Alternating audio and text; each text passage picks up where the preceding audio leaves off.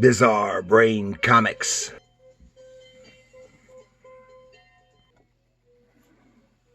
Hello, my comic book friends, and welcome to Bizarre Brain Comics. I am Gary, your host.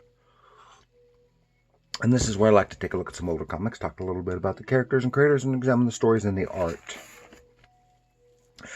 Last time, looked at a DC heroine. This time, we'll take a look at a Marvel heroine. In the pages of Marvel Fanfare number 10 from 1983, featuring the Black Widow. And this is a story written by Ralph Macchio, with the art for part 1 by George Perez and Brett Breeding, and part 2 is by Bob Layton and Luke McDonnell, with colors by Petra Scotese. There's some nice color work in here, but they were at this time they were able to step up the coloring a little bit in this title, because it was done on the glossy paper that they use for the covers,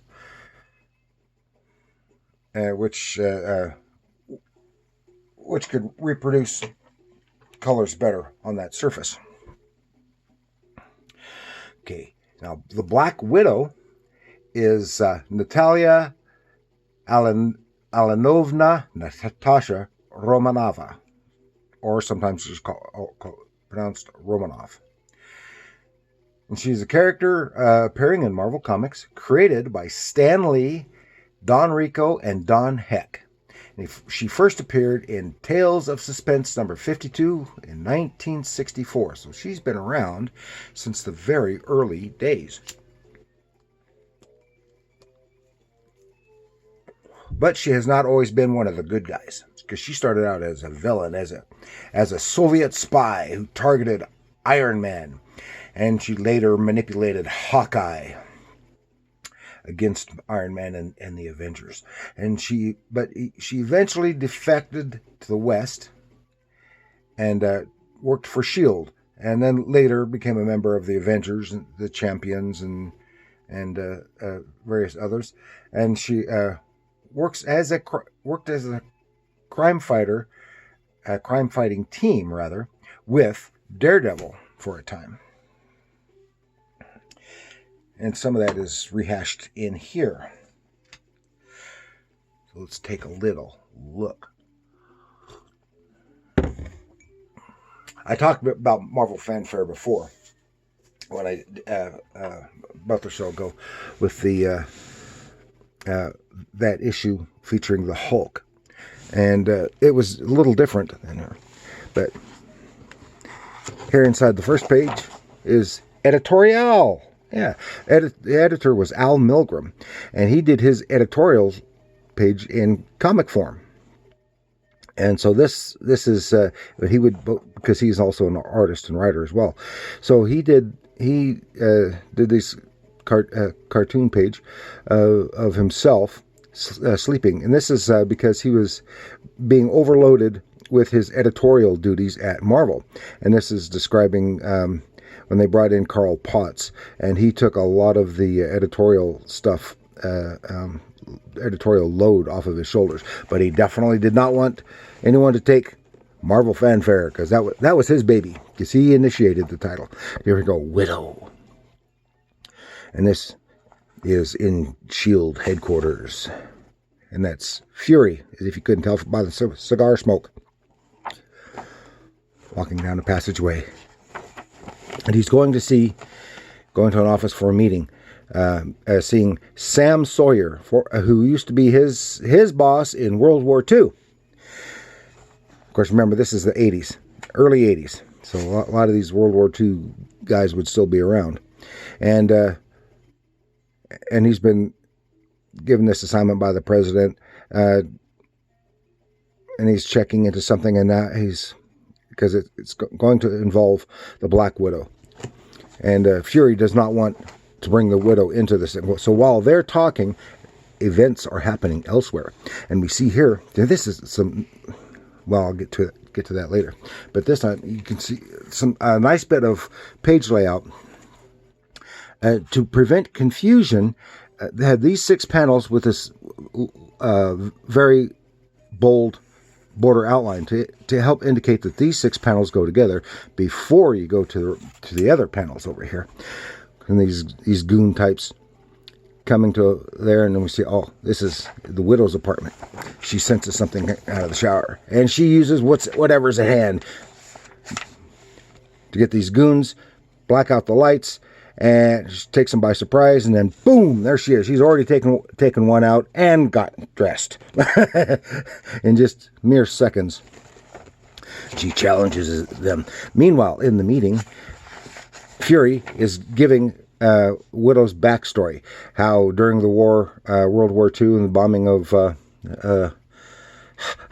Stalingrad, and this guy Ivan Petrovich was there looking for his daughter. While doing that, he managed to save a very young Natasha Romanoff while she lost her family. So he became her surrogate father. So she got educated, trained. She fell in love with an athlete who was also a test pilot. They got married, and then he died in a test. Apparently, while they were being tested. So she became angry, and meanwhile, back to the battle. She is just cleaning house with all these goons, using her widow sting, whatever she calls those blasters. Fighting, crash. That's kind of irresponsible. Taking out the cornice of that. And then this is where we change creators for chapter 2. While she's falling off the top of the building, she uses her athletic skills to redirect her fall and to saving herself. And it seems it would have been easier if she just used that line instead of all of that. But it looks more spectacular. She comes back, questions the goons. Meanwhile, we're getting more of her background from Fury. How she became a spy, targeting Iron Man, the Avengers, manipulating Hawkeye, and there she is in her original Black Widow getup. And she had several encounters with them. Then eventually she defected, largely because of Hawkeye, and